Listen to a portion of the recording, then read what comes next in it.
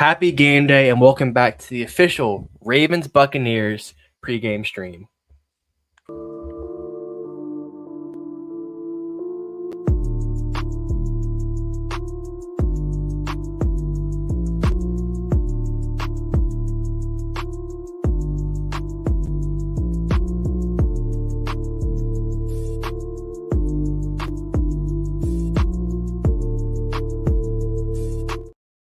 Yes, welcome back to episode 272 of the Purple Rain podcast.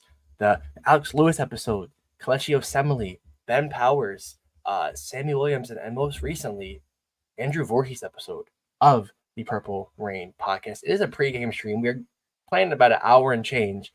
So thank you all for spending your pregame with us.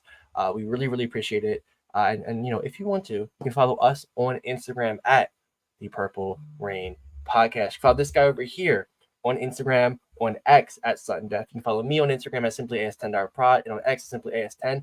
Most importantly, our sponsor, Manscaped. Go on there, use code PRP. I actually just got the shower, use a little head scratch. Try to get relaxed for this game because I'm a little tense, but man, it really relaxed me. Really freaking relaxed me. Go on there, 20% off your whole entire order, free international shipping, the best deal on the internet. But Sutton, this Monday, how are we feeling pregame before the Buccaneers? Oh man, I'm feeling good. And I like that hoodie you got on right now. We'll talk about the Terps. I watched the final couple minutes of that game on Saturday. That was good stuff by the Terps. But yeah, I'm feeling good going into this game. It's always fun when we get to do a stream when the Ravens play on Monday Night Football or Thursday Night Football, because you guys know we do our episodes on Mondays and Thursdays, right? And my personal apologies, we weren't able to go live last Thursday. Had some personal things going on, but we are back here today. But Monday Night Football, the Ravens are getting ready to go, and we are still in stride because it's another preview episode. I'm very confident about this game, man. I'm very confident in this team right now. I'm looking for the defense to really step up, to just kind of preface what my focus is going to be tonight on this episode. The defense, I'm really looking for them to step up and kind of make a statement tonight, especially that secondary. That back end has definitely been struggling, and we need to see some progress there. So I'm thinking we will, especially against an old foe in Baker Mayfield. I think we see some different things here tonight, some turnovers. So let's stay tuned. But I'm feeling good overall.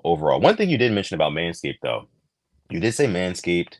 You can go on there, use our code PRP, save yourself 20% off. But one of my favorite thing about Manscaped, just really quick, What's that? they're always innovating, innovating. Like you mentioned, I mean, the Scout Buffer is probably one of the best products they have sent us personally. Like it's one of the best, hands down.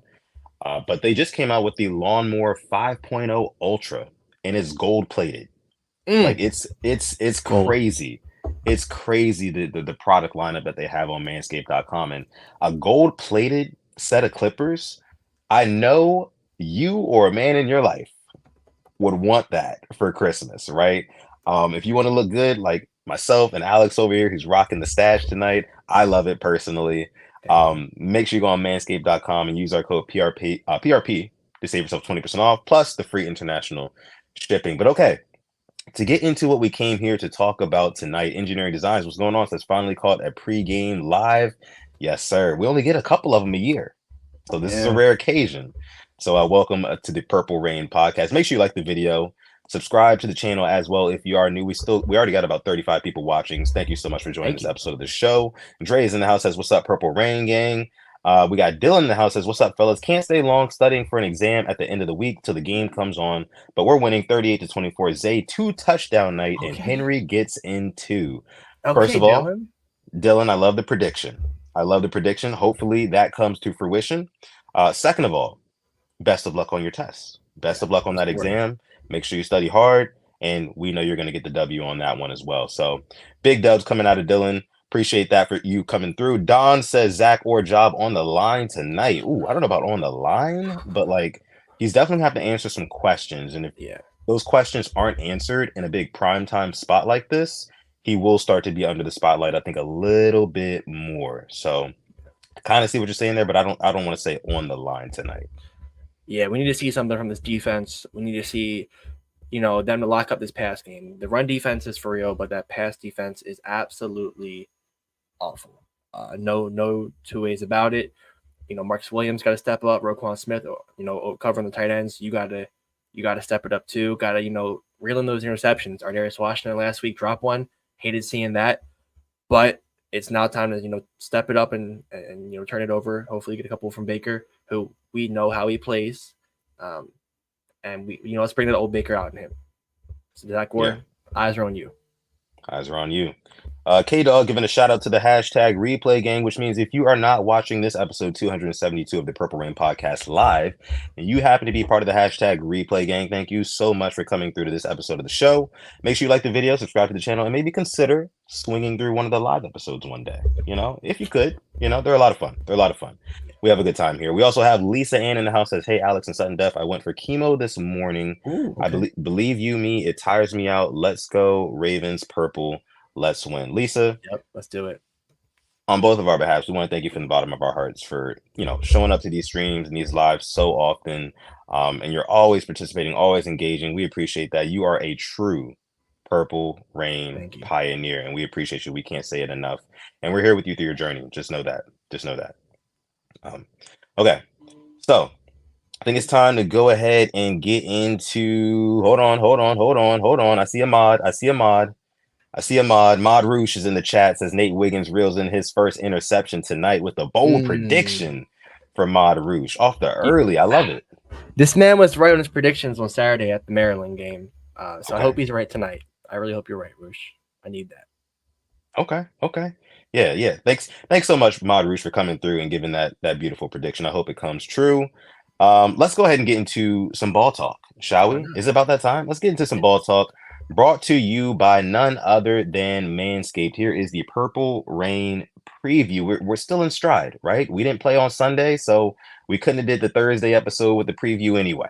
That's the way I'm looking at it right now. So Monday, we're back here with the preview right before the game starts. What better timing? Let's get it started, right? So, of course, we got to get it started with the inactives. And since we are so close to game time, we have the official inactives list right here in front of us. And a lot of you in the chat, before we even went live, were pointing out one of the key elements to this inactives list right here and who's missing from it, who hasn't been missing all year. I think you guys know who that name is. But this is not my segment. This is Alex's segment. So I'm going to let him take it over. Who's inactive? Who's not for the Ravens? Let's get it. So Malik Harrison, Broderick Washington, Rasheen Ali were all expected. They missed practice this week. Nick Samak, Adisa Isaac, and Bo Braid. Hurts me saying that are all inactive, all healthy inactives, healthy scratches, and all picks from this most recent draft class. 4 out of the 6 guys on there all picked from this past year's draft class. Don't like seeing that.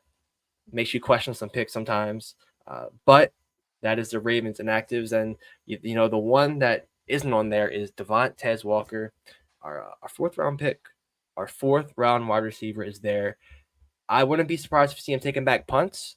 With Deontay Hardy on the IR, Tylan Wallace did have that one fair catch mishap, but now it could be Tez Walker's time. So looking forward to seeing that and seeing how we can incorporate him, but I'm fully expecting him to not even see the field. But yeah. And then I saw the Buccaneers released theirs as well. Big news from them is that they placed Jamel Dean on the IR. So they are without one of their best corners, which is something I'm keeping my eye on, looking at Zay Flowers and Rashad Bateman, because Jamel Dean is a very good defensive back. Yes. And then for their other inactives, Jose Ramirez, outside linebacker, Royce Newman, guard, Payne Durham, tight end, Jake Camarda, punter, and defensive lineman CJ Brewer. So outside of that, not really missing anybody big, but Jamel Dean on the IR is huge. Vita Vea playing, Mike Evans playing, as I fully expected. So outside of that, their offense is healthy. Defense, though, and the secondary is banged up, and their secondary isn't the best out there. So if they do want to stack the box and, make us want to throw the ball, I'm confident in throwing the ball against them. And if they do want to stack the box, I saw the Commanders do it last week. Didn't go well. Hopefully get Vita Vea double teamed and open up some holes for the King. Yeah. It's going to be another one of those pick your poison type games from the offense. And when we get into our keys to victory, I'll kind of break that down just a little bit further. But looking at, these I words that you mentioned here, and I might kind of repeat some of the things that you were saying, but Jamel Dean is one that really, really stands out to me personally. I know that instead of Jamel Dean, since he's going to be out there, they are running an undrafted free agent tonight out of Appalachia State. This is Yep. going to be a big test for him. I think his last name is Furcom or something like that. I can't remember his last name exactly. But a UDFA out of Appalachia State, he's going to have a big test of his physicality tonight because he is going to see Derrick Henry on that edge at some point in that game. And I would think specifically in that second half when the secondary and that defense as a whole starts to get a little bit more fatigued. We're going to get to Derrick Henry because he's been better in the second half all year than he's been in the first half. I mean, he gets stronger as the game goes on. We know that. So I think that's going to be a matchup to watch tonight. This backup corner versus Rashad Bateman versus Nelson Aguilar, savvy vet. Going to be very interesting. I think there's going to be some open windows for sure. We got the Flock rundown in the chat. Says we throwing tonight, boys. What's going on, Ryan, from the Flock rundown? Appreciate you for coming through. Make sure I go subscribe to the Flock rundown, one of the hottest new Ravens YouTubers on the market right now. Make sure you guys go ahead and check him out. Yeah, I mean, I like that. We're throwing tonight. It's going to be. I like this point, but you know what? I could also see us just pounding the rock as well. Yep. And with that being said, let's go ahead and get into the preview, right? The official breakdown, so we can kind of see the numbers here. Ravens throwing for 248 a game, which is ranked 6th in the league. They are rushing for 205 per game, which is ranked 1st in the league. And I did say on the last episode, I wasn't reading these to you guys anymore. So just read what's on the screen if you're watching right now live. If you're just listening, then just listen up. Here's what we're taking from these numbers here, these stats. What I take primarily, right, is that I didn't realize that the Buccaneers pass defense was damn near just as bad as ours, right? In terms of passing yards allowed per game, you guys can see it right there. They're giving up 252 to our 276 through the air. We are ranked dead last in the league. They are ranked 29th, but I think ours comes with a little bit of a grain of salt only because on the inverse, if you look at our rush yards allowed per game, it's ranked 1st in the league. So I think what's happening here is one of two things. We're getting up on teams and they're just forced to throw a lot more and our pass defense is already weak. Or we're just discouraging teams from running the football early on in games and they just start throwing and throwing and throwing and throwing. And that kind of inflates that number just a little bit. I'm not going to give all the credit to that. But I do think that inflates the number just a little bit. So in this one, I think that one of the biggest keys to victory is going to be exploiting that secondary of the Tampa Bay Buccaneers, especially with a lot of those I words that they have, those inactives that they got tonight. Two young corners. I want to say, I can't remember the other guy's name. Zion McCollum. Yes. I think. Yeah, he has 2 picks this year. Yes, McCollum is playing well. He's got 2 picks on the year so far. But this is going to be a different type of test, man. It's going to be a different type of test. You know how it is when NFC teams come and they play Lamar Jackson, especially inexperienced players. It's going to be a wake-up call. And I think that kind of gives us the advantage in a couple of different ways. But Alex, when you look at these numbers and you kind of break everything down, what do you really see and what are your keys to victory for this one? It's got to be that pass defense. I watched one of the best Thursday night games in recent memory. I watched Kirk Cousins throw for 500 yards against his team. And I'm not going to sit here and say, we have Drake London, but they let Darnell Mooney have his way. They were letting their 2s and 3s beat them. I'm looking at our 2s and 3s. We don't really have a 1, and that kind of is how it is. We want us to go and trade for a 1, but right now I'm looking at, it's going to be either Bateman or Flowers. To me, he's putting up 100 tonight. Flowers has done it in the past 2 games. Don't see why he can't do it a third. He put it 100 plus in the first half last week against the Commanders. So why not do it again against the Buccaneers? That to me could be the key, but I'm right there with you. If they do want to play that game of stacking the box, which I saw last week, the Ravens beat the Commanders with 10 men in the box, and they did it in a damning way in the fourth quarter when everybody knew in the stadium we were going to run, and they still ran down their throats for a 40-yard gain. Yes, SG Kadero Hodge beat him. Yes, Kadero Hodge and Darnell Mooney were having games of their lives against this Tampa Bay Buccaneers defense, and I like our guys a little bit more than I like them than Kadero Hodge and Darnell Mooney. Maybe I'm biased. I also got our tight ends. I think Andrews and Likely, me personally, they pose a huge threat over Kyle Pitts and whoever the second tight end is for the Falcons. I can see this being a Isaiah Likely, another game where we're like, damn, like maybe it's time to move on from Mark. But at the same time, Mark's looked a lot better last week after that drop. He really turned it on. So it's kind of a pick your poison who you're going to defend with these passing weapons. SG Kolar could be effective. This could be the game where Kolar has a one catch for 40 yards again. But the key right now for me is I want to start with the run and then just beat them with the pass. And I think we get up early, and I don't think we let our foot off the gas. So this is the same team. They did have a bad loss against the Broncos, and Bo Nix went there, I think, threw for over 240. Yeah. I could see Lamar doing 250, 260 tonight, and Derrick Henry putting up a good amount of chunk of yards on the ground. So, and one more thing is control the time of possession.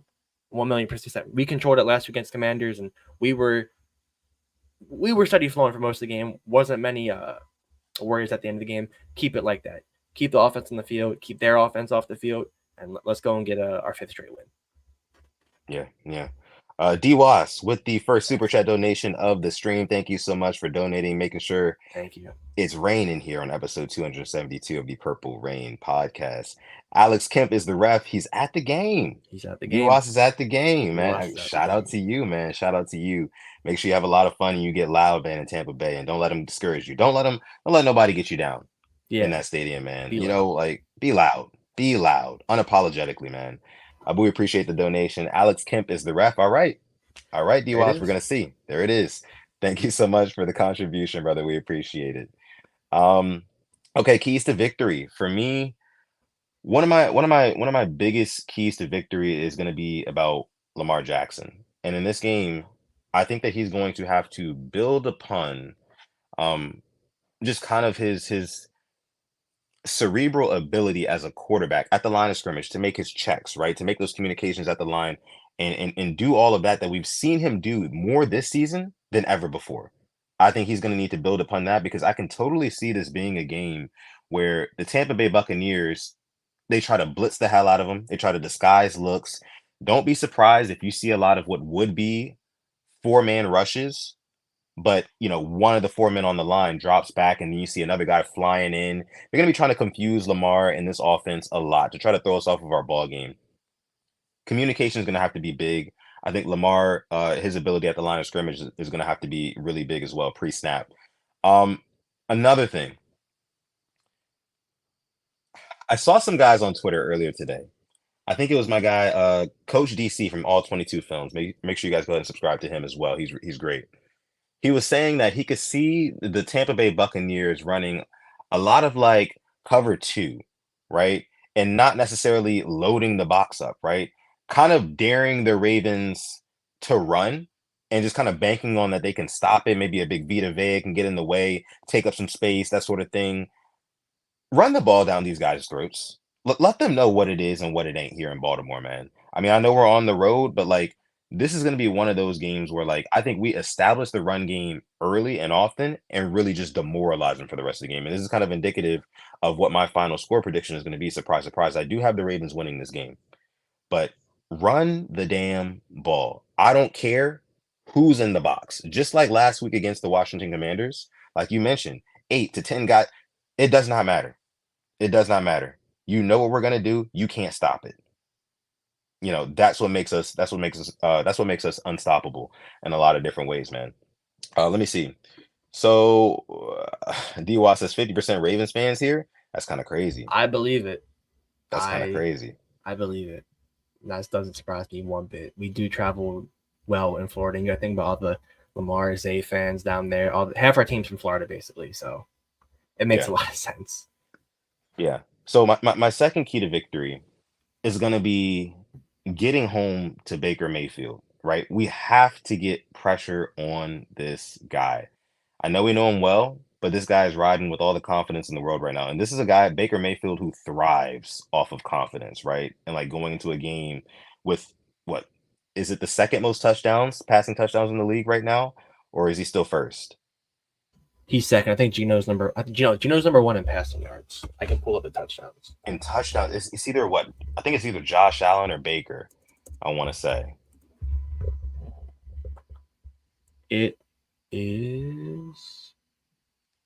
Oh, it's Joe Burrow. Oh, 14. Interesting. Wait, we're talking about passing touchdowns, just passing touchdowns exclusively? Okay. Yeah. Because Baker, I thought he had 15, but that must be total Oh, touchdowns. He must Baker have has some. 15. Yup, he's all the way down there. Baker has 15 touchdowns, less than 1,500 yards. It's very efficient. Got it. Yeah, Yes. 15. Yes. So yeah, I mean, this guy's riding high into this game. So I'm looking at a Dafe Owe. I'm looking at a Kyle Van Noy. I'm looking at a Nambi Matabike. But more specifically, Kyle Van Noy, he's been kind of quiet these last couple of games. You can only really expect so much out of the vet. I don't expect him to average 2 sacks per game. That's absolutely insane. But I'm looking for him to get one tonight. I'm looking at a Yannick Ngakoue in these third and long obvious passing down situations.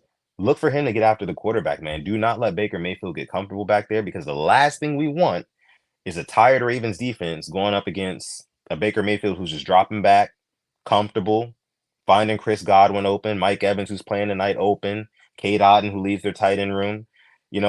That's what I don't want to see. So the pass rush has to be more consistent, especially in the second half. I cannot emphasize this enough. Our pass rush just seems to die out in the second half in a lot of these games, right? Sometimes it seems a little bit non-existent, and it's annoying to see. So that's going to be a second key to victory for me. And then, Ray Lewis was saying earlier this week in an interview, how do you think that this Ravens defense could improve? Or how do you think that the back end of the defense could improve? He basically put the onus on the front seven, right? Like, those guys got to get home. You do your back end, your secondary, a disservice when you are allowing the quarterback to kind of sit back there, pat the ball, pat the ball, pat the ball, and then throw it wherever. You have to knock this guy off his spot. You have to make him uncomfortable. You have to bring his eyes down and keep them away from downfield. And that's what needs to happen. So Adafe Owe is another guy I'm looking at. We were looking at him as being like a kind of a breakout player early in the season. He's been kind of quiet lately when it comes to the sacks, the pressures, things like that. So we'll see if he can get back to it tonight. But those are going to be my two biggest keys to victory in this one. I like him. I like him a lot, and I fully agree with the pass rush. It has died down, and it definitely to me is a factor as to why they've been passing so much in the second half. Having all day to throw, having all day to Yes. just their guys to get open, come back to the ball. Where's that pass rush been? It was even there the first half against the Bills, and then kind of died off as well. Thankfully, Kyle Van Noy got that strip fumble, but yeah, I want to see something. And to me, it's kind of not a surprise that we are linked to as a Darius Smith. I don't know if you saw the report. I don't know how credible it is, but they said we're one of the teams that has called the Browns and checked on Darius Smith, and I think we'll be linked to a couple more edge rushers before that trade deadline. I think in 2 weeks. So yeah, I want to see something, and maybe Johnny Ngakoue, maybe he's a spark we get after having that sack last week. Yes. We need to see something. I think Baker's up there with he's been sacked 17 times this year, 17 times. So Yeah. that's in the top half of the league. So we can definitely hopefully get to him and get 3 or 4 sacks, make him comfortable, make him throw an errant throw, and hopefully have our hands today and get that pick that we've been waiting for. Yes, because Baker Mayfield, he's not the most athletic of quarterbacks. He's just He not. said it. He said in his press conference, like he's jealous of what Lamar can do, of what these guys can do. He says that's not me. Exactly. Exactly. So it's just like with the athleticism of our pass rushers, and I'm looking at an Adafe Owe, not even more so looking at a Kyle Van Noy, but like an Adafe Owe, like get after this guy, bring him down. Like it's not a Jaden Daniels, right? I don't have those same concerns where like he's going to break out of the pocket, extend the play, break our backs for a 20, 30-yard run or anything like that. Or even a Patrick Mahomes who apparently he can do that. And, we'll talk about that. Can't touch You him. know, can't touch him. But yeah, man, just get hands on Baker Mayfield. Put hands on him. That's going to be the key for me. Make it a rough and ugly game for him. But okay, let's go ahead and get into the trench measures for this game. Take a look at the offensive line, the defensive line, which tend to be the most important and also the most deciding factors in a lot of these games. So if you take a look at what we see here on this chart, pass protection, Ravens are a little bit better than the Bucks. Pass rush, Ravens are a little bit better than the Bucks. Run defense, the Ravens are much better than the Bucks. And in terms of run blocking, the Ravens are a little bit better than the Bucks. So overall, across the board, the Ravens have the advantage in the trenches, right? Up until this point in the season, according to the analytics, the stats, ESPN, and PFF combined. So, Alex, when you look at this and some of these specific measures here, what do you kind of take away from this? And do you kind of get more keys to victory kind of formulating in your mind looking at this? I rewind back to about 5-10 minutes ago when you said, I don't care if they kind of want you to run the ball. Do it. I'm looking at that run defense. Yeah. Wow. I did not realize the Bucks run defense was that bad. So yeah, if they kind of test you and say, yeah, go ahead and run the ball, you run the damn ball with your $20 million running back. You Yep. run that thing. You put in a guy like Justice Hill, or maybe it looks like a passing down. Maybe it's a 2nd and 10. You put him in and see if he can get you 7 to 8 yards, which we've seen him already do this year. I'm all the way for it. So that's another key right there. I mean, look at that run defense, the way it's rated. If they are kind of toying with you, putting a little cookie in your face, you take that cookie and you run with it. No Yeah. pun intended. Yeah. I full heartedly agree. I was like, why would he say that? Now when you see that run defense stat, hell yeah, you do that. Well, I'm surprised, with a Vita Vea there and have a couple of good young guys like Elijah Kensey as well. I thought it would be a lot better. I'm surprised.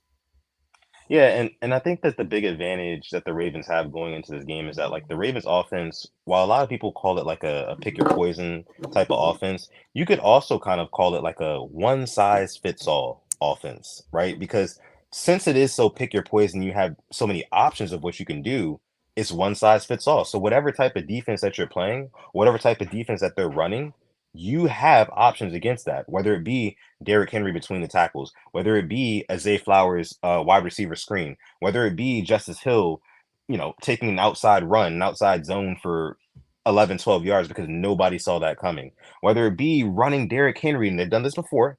A couple games ago, they ran Derrick Henry pre-snap, Derrick Henry and Patrick Ricard out wide, right? Fake the pass to them, left Charlie Kolar wide open because everybody thought the ball was going to Derrick Henry. There's so many options. There's just so many options. And I think that if we get the running game going early, right, and Derrick Henry's breaking off chunk runs, he's averaging 5, 6, 7 yards a carry, something like that, right? I think that that'll put the Tampa Bay Buccaneers defense on their heels and they won't know how to come back from it. Because the fact that you don't see the Ravens that much and the fact that we have the option to just run it down your throat, and when we don't run it down your throat, and you're so terrified that we are going to run it down your throat, we're going to have our $52 million quarterback throw it over your head, right? To a Zay Flowers, to a Rashad Bateman, to an Isaiah Likely, and it's just not going to be pretty. So, man, the Ravens have a lot of different ways to win this game. I'll say that. I'll say that. I know. I Yeah, know we're obviously big Lamar fans, stands, and we really defend him, and we've critiqued him at times. But I got to just say this: um, he looks so good right now. yeah, Genuinely, like there yeah, is very little weaknesses to his game. I think the biggest weakness is probably himself. Kind of caring about running or not, and throwing the ball. He's been immaculate, getting it in the right spots. And to me, I'm looking at a guy like Rashad Bateman, whose confidence to me is sky high. Out here posting yes, videos of him, Lamar, and Zay Flowers highlights on Instagram. Out here, I don't know if you saw the quote. I'll be happy to pull it up. Loki gave a little sure. shot at Greg Roman about how things have changed since Todd Monk has been the offensive coordinator. Pull it up. I haven't seen this type of confidence from a Ravens offense in a while. Yeah. So I am like, I'm looking forward to seeing what we can do when we have the ball in offense and not just running anymore. It's passing, and if we can bring somebody else in, bring it in, and hopefully it's a quality starter caliber, not somebody who is just like a fifth or sixth receiver. Right, right. But no, I kind of got like a short glimpse of what Bateman said about Greg Roman's offense earlier today. But if you could bring that up and read the quote back to us, that would be awesome. Yeah, I'm pretty sure I saved it in my link. Yeah, here we go. So this was all Bateman. He said, give credit to Lamar where credit is due, but it's also been the organization giving him the power to do that, Bateman said. Friday of Jackson's pre-snap command, Lamar hasn't always had the power to do that, and I feel like it's held him back in the past. So I feel Mm. like now they're giving him the keys. They're letting him do what he best off, what he sees, and it's definitely more effective that way for all of us. Which changed? Communication. He can tell us stuff that usually he wasn't allowed to tell us pre-snap or however it comes, but I don't want to give away too much. That oh god, I think that's more of an indictment on John Harbaugh than it is on Greg Roman, if I'm being honest with you. Because like, how as a head coach do you allow that? Like your Yeah, MVP winning quarterback to not communicate certain calls pre-snap to the rest of his team or not to be able to have that control. Because you cannot use Lamar Jackson just as a weapon, like he is not his own sentient being, right? Like this is a guy who you have to give control of right. the offense to. You can't just be like, okay, this is our offense. We're controlling everything. You just do exactly what we say when we say it, and things will work out. That's not how this works. That's not how football works. There's just too much entropy. So it's just like I don't. Yeah, like I said, I put that more on Harbaugh, but I'm happy to know now that Lamar Jackson, and it's clear and obvious. We see it on the field every week at this point in the season, that he has a lot more control, especially in the second year of Todd Monken's offense for the Ravens. Yeah, they're a really good fit together, and it seems like Lamar's very happy in this offense, and he's able to do what he wants. He has the keys, and also Todd has his say. So it's really good to see that this is working out in year two, and it's not that year two regression that we have seen in some other offenses. When they say they figure him out, ours looks like it's getting better, which is great to see. And what's going on, Black Daniels? Another mod in the chat. Bruce here says Jeff Z tweeted that Zay and Tez are fielding punts and warm-ups. Yeah, that makes sense. What about Wallace? Put Wallace is out there as well. I don't want to see Zay taking back punts. No, I'll do Tez or Wallace, please, not Zay. yeah, but yeah, so I love what you said there, and I love these charts because this really opened up my eyes to maybe what our game plan could be. Maybe I'm expecting more run now than passing like it was before. Yeah. Okay. So we got Taquan Christian in the house says, "What's up, Rain Gang?" Sutton and Alex, what's going on, Taquan? Appreciate you for coming through. I see Killer Cam in the house. What's going on? Killer Cam says Tim Patrick would have been a perfect 3. Thoughts? If we would have gotten him the ball, let him go once. Let Tim Patrick go once. They don't want to reconvene. He's doing good with the Lions, though. Good to see that. His career will flourish there in Detroit. Yeah. I got my guy Dre in here. Says, hate to say it, but that's why I would like to trade for an edge rusher. LOL. I know our cap space is tight, but it would be nice. Yes, I think that is, edge rusher is one of the premium positions for an NFL football team in 2024. I think edge rusher, quarterback, of course, left tackle, and then I think a star wide receiver, or like the 4 of the premium positions on an NFL football team. So yeah, I mean, a premier edge rusher. I was really hoping and praying that it would be Odafe Owe. I mean, he showed signs early in the season, and it's not to say that he's been playing terrible recently, but it's just we haven't seen that consistency in the sack production really from anybody, because Kyle Van Noy, he kind of fell off a little bit these past couple of games. Hopefully he can bounce back a little bit. I think that's part of the reason why we bought in a Unique Ngakoue a couple weeks ago, because they know we need help in that department. So hopefully he can be the one who steps up. I think Alex was talking about that earlier. So yeah, man. Yeah, I'm hoping we can see some production out of our edge rushers. If not, maybe we do need to look for trading or picking one up. Yeah. Let's see. So Killer Cam says a lot of Florida Ravens fans. That is true. Yeah. That's very true. They're gonna show up for Lamar Jackson and Zay Flowers and Derrick Henry and all those guys that are from Florida on the roster for sure. Yeah. Will be fun to see the amount of purple in the stands tonight. I'm expecting a lot. Yeah, absolutely. Okay. So let me see. All right. Let's go ahead and get into some score predictions for this one, shall we? Yeah, let's do it. Let's do some score predictions, as we have about 170 people watching live. This episode 272 of the Purple Rain podcast. Thank you guys so much. Thank you so much for joining this episode of the show. As this Ravens game kicks off in like 30 minutes, guys. 30 minutes until kickoff. So we're going to get into our score predictions. I guess I'll go first here. And if you're in the live chat right now, whether you're watching on YouTube, whether you're watching on X, hello.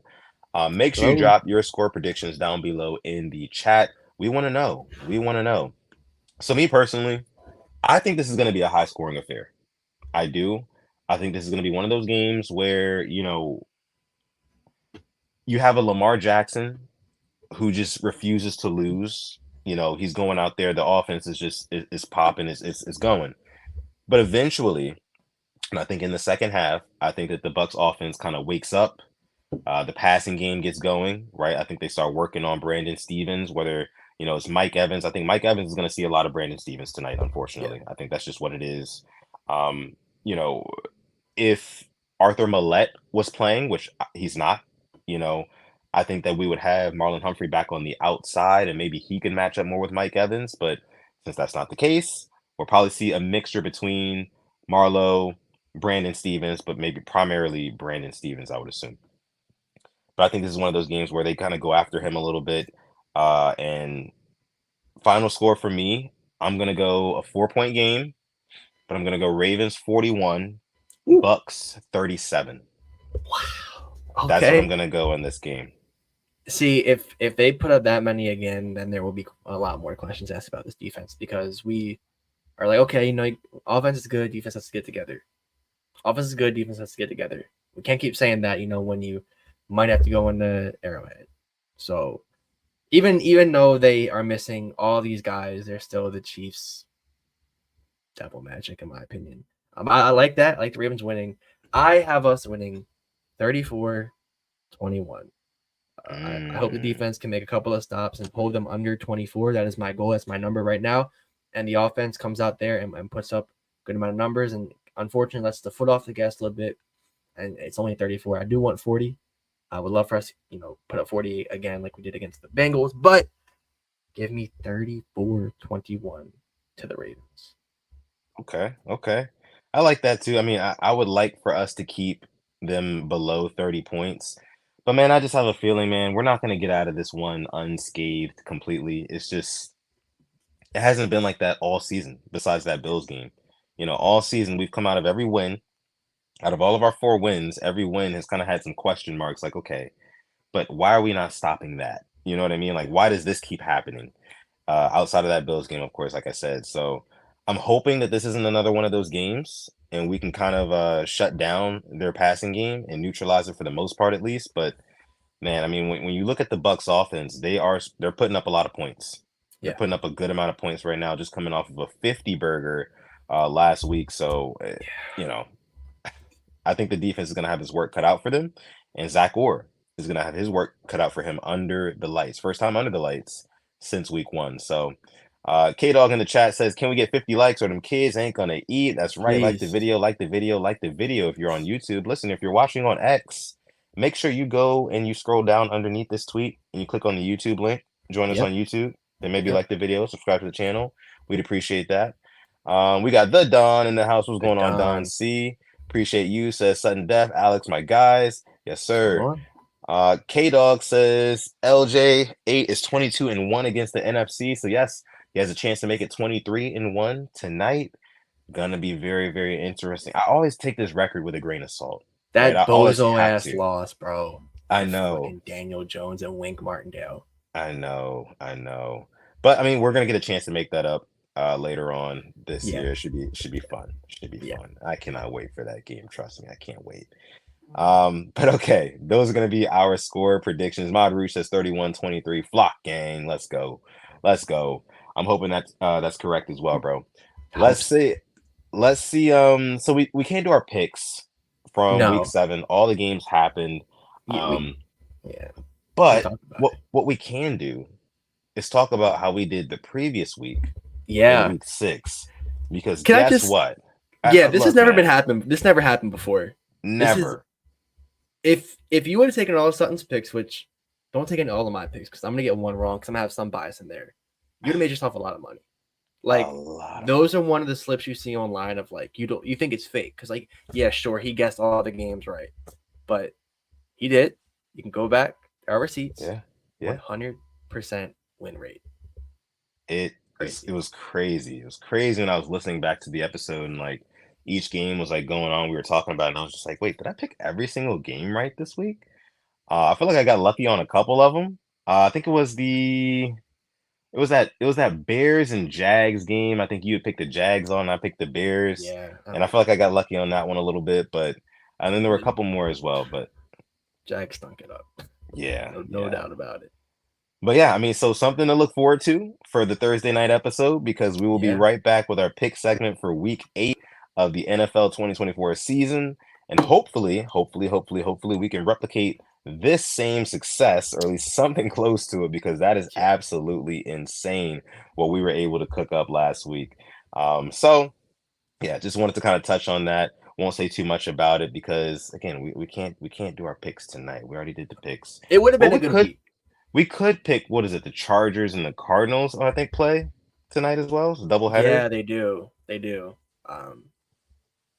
This is a weird one. Chargers coming off a good win. I don't know who the Cardinals are. I don't know. I don't know who Kyler Murray is. Yeah. I don't know what quarterback he is because one day he looks like a world beater, and the next week he's pissed Let's take a off look at the throwing. trench measures. Yeah, I mean, like for the Cardinals, Cardinals, no pass pass rush. rush not looking good. Mm. Yeah. Yeah, I don't know, man. that the Chargers pass protection not too good without Joe Alt. That pass rush not the best either. I mean, Run blocking is decent for the run defense ain't Cardinals. good. Yeah. Uh, I'll go. I'll go Charge. I'll go with the Ravens from the West. We have the Ravens yeah. and the Ravens from the West winning tonight for me. I'll say that. So I'm picking the Chargers. Yeah, I'm gonna go Chargers in this one too. Um, yeah, I'm gonna go Chargers. I think it's gonna be a good game for I think it's gonna be a good game for what's his name? J.K. Dobbins. I Yeah, think we see him get some tonight. And excuse me, Justin Herbert still hasn't thrown for 200 yards in a game, I believe, right? makes you wonder. Makes you wonder. It really does. And I like the fact that they're on prime time tonight because we're really going to get to see a Greg Roman masterclass, right? And see what exactly he's doing to this offense and to the beloved Justin Herbert that everybody's come to know and love in the media over the past couple of years, despite the lack of production wins wise. So yeah, it's gonna be an interesting game, I think, but I won't be watching most of that game for very obvious reasons. Yeah. We'll be tuned into the Ravens and Buccaneers. Probably You catch the know, tail end of that other game. Yeah, what we haven't talked about what's that? because we haven't. It went viral online. All right, and I'm just gonna call it here. Okay.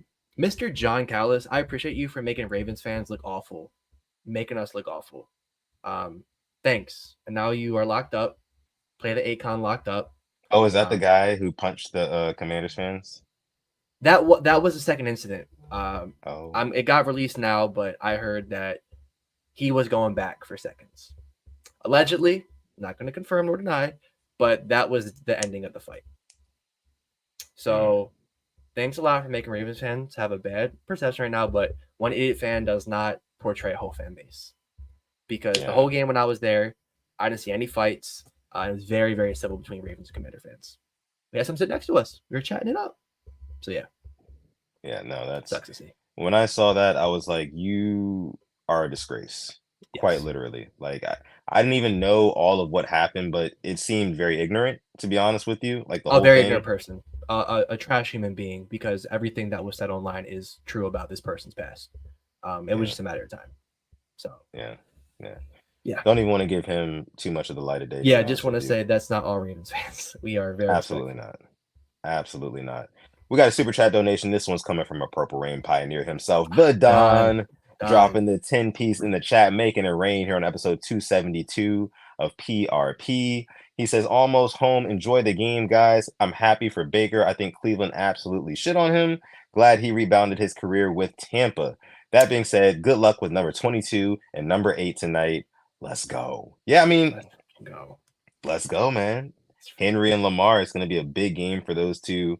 I am happy for Baker, though, that, he kind of got the bounce back. That doesn't happen with a lot of guys, right? When you have a career that starts off the way that Baker Mayfield's does, just doesn't pan out in your draft city, and you get shipped off to a couple of different places, and now he's on his third or fourth roster, I want to Fourth. say.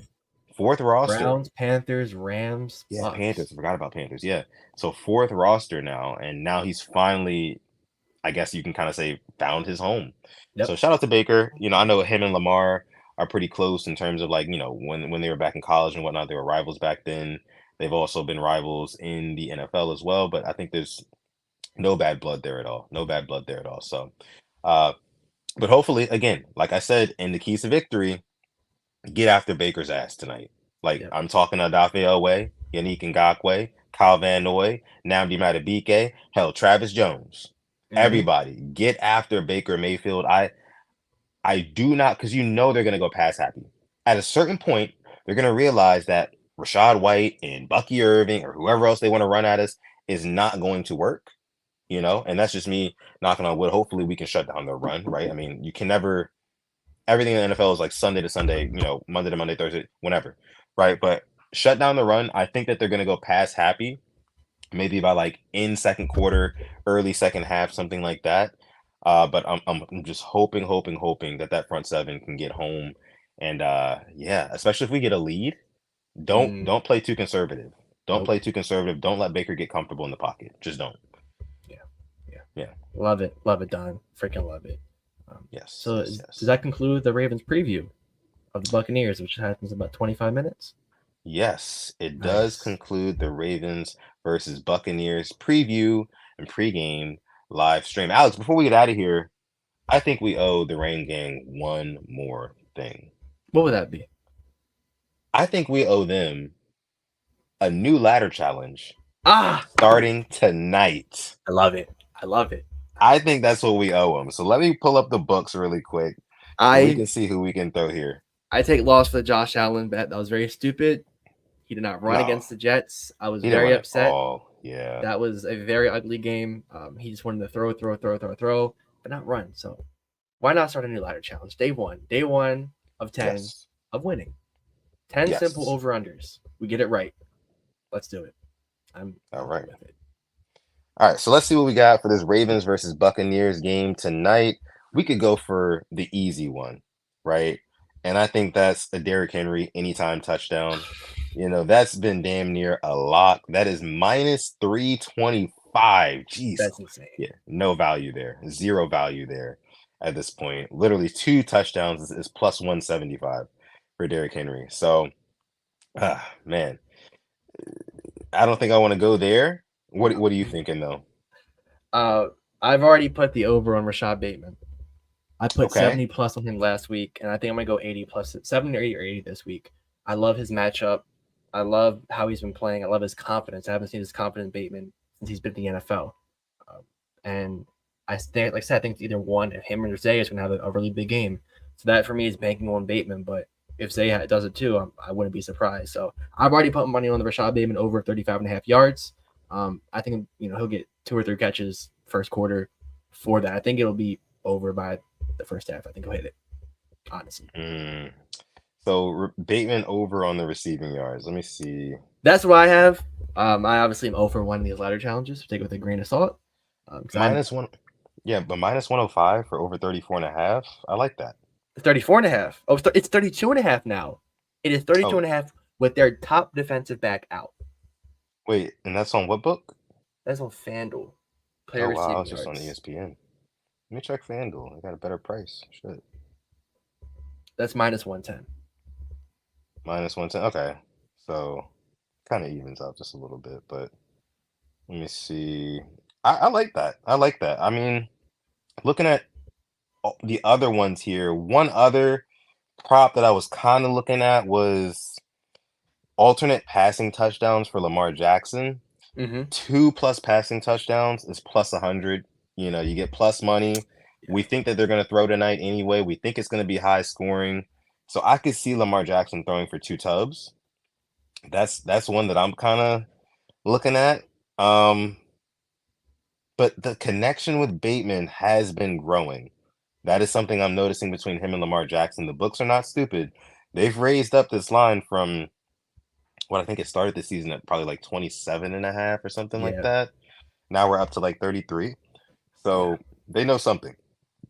So, chat, what do y'all think? Do y'all think that we should go Lamar Jackson 2+ passing touchdowns, or should we go over 34.5 or 32.5 receiving yards for Rashad Bateman? Let us know.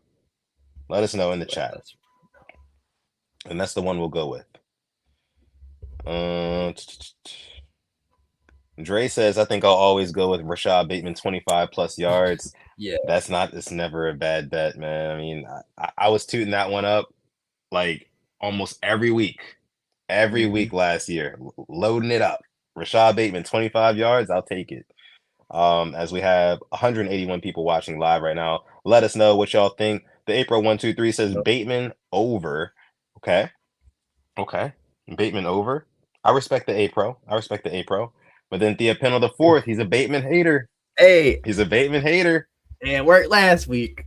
Is all I'm going to say. Thea Pennell is so funny because every time I post a play on Twitter, and it has Rashad Bateman on the slip. He always is in the comments. He's like, why Sutton, why Sutton, why Sutton are you putting Rashad Bateman on your slip? You know it's not going to hit. Sometimes it does, sometimes it doesn't, but it's always funny that he does that. But I mean, come on, the Pinel, you've seen the connection been growing this season. I mean, he's got more touchdowns this season already than he had last season total.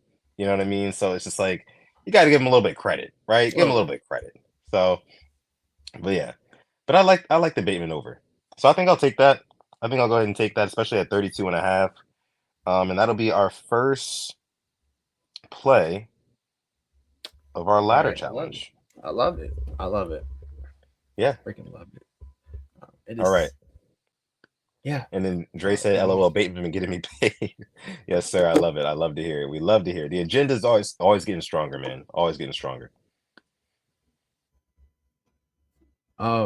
Before we head out, you said you were watching the Maryland game on Saturday against USC. Yes. I was there. What a freaking game that was. What a comeback. Down 14 points in the second. It was like I was watching the Ravens game, but on the other side. Yeah. USC falling apart. Getting a field goal blocked. What a game it was. Storm the field. Look, some people called it cringe. Some people called it embarrassing. I called it bucket list stuff. The rush that I felt rushing the field was a rush I haven't felt in a while. So that was very fun and a really good win for that Maryland Terps program. Yeah, absolutely. Always fun seeing the Terps win. And I know a lot of people have a lot to say about, Billy Edwards, and he's not good and this and that. It's just like, but I don't know. Like you said, when I was watching that game on Saturday, I was kind of thinking to myself, like, this team kind of does remind me of watching Baltimore just a little bit. And I wasn't even at the game, but it was a lot of fun. And, I don't watch too much college football myself, but I caught that game. And I also caught Texas versus Georgia, which was a pretty good game. Georgia really, and Trevor Etienne really kind of puts on their throat in that one. And you saw Quinn Ewers kind of struggle at points. They even brought in Arch Manning in the second quarter, and he kind of showed a little bit of life. And he started to struggle turning the ball over. So just overall, not really a good showing from Texas. They kind of started to come back towards the end, but maybe we see those two teams again in the playoffs. And honestly, I might start watching more of college football, with this 12-team playoff layout. I like that a lot more. I definitely think you should. I mean, I've been watching a lot more. I was like watching the Alabama-Tennessee game at the stands. I had it on my phone, and then watching the game, listening to it on the way back. And it's definitely, I really enjoy the atmosphere of college games. Just a lot of fun. And watching the Maryland game, Dre brings up Maryland's fun to watch. Like Ty Felton a lot. Yeah, I would love for us to keep our eyes on him because he's a baller. Drew that PI. So I wouldn't hate to have another guy. I believe 6'2". Have him on this roster. I would love for that to happen. See him stay in Maryland. Yeah, man. Good stuff. But okay, I think we're gonna go ahead and leave it there for this episode 272 of the Purple Rain podcast, as we are closing in on 200 live viewers. Thank you all so much for joining this episode of the show. Make sure you like the video, subscribe to the channel before you get out of here. If you're watching on X, make sure you scroll down beneath this tweet, click the YouTube link, subscribe to us on YouTube. We go live every Monday and Thursday about 6:30, 7 p.m. Eastern Standard Time, covering all Ravens and all things NFL. With that being said, you can follow us on Instagram at the Purple Rain Podcast, like you see down below. You can follow me on X or Instagram at Sutton Def. You can follow this guy over here on X at SimplyAS10, on Instagram at SimplyAS10.prod. And then also, like we led the episode with, man, Manscaped. You can go on manscaped.com, get their newest products, from the Scout Buffer to the Lawnmower Ultra 5.0, the gold-plated one. You can use our code PRP to save yourself 20% off, plus the free international shipping, which is the kicker. But yes, we want to thank all of y'all for coming out to this episode of the show. We'll see you on Thursday. And with that being said, I'm going to let my guy Alex take us out. Thank you for coming through to this pre-game live stream of the Ravens versus Buccaneers. Hope to see you on Thursday. Talk about a nice, big, fat dub and our 5th straight dub of the year. And as always, stay positive. Test freaking negative. Yes. And never, ever forget, even on the rainiest of days, to call God. It's been episode 272 of PRP. We'll catch y'all in the next one. Peace. Let's get this W, man. Let's get this W.